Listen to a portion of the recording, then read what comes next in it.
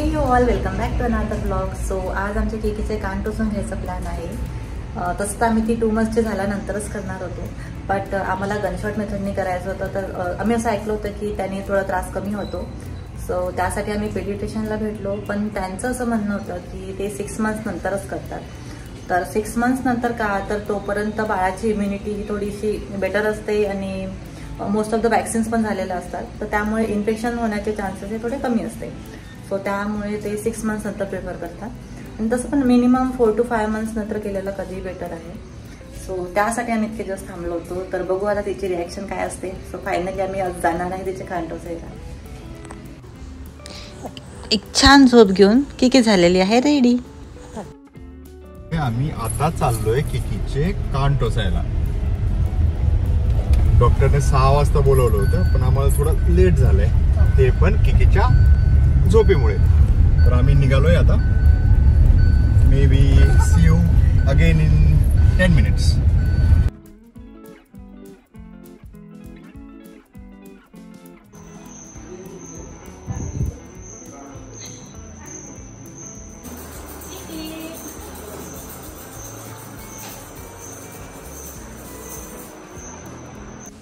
So त्यांच्याकडे हे काही स्टड्सचे ऑप्शन होते, यातलाच आम्ही एक सिलेक्ट केला.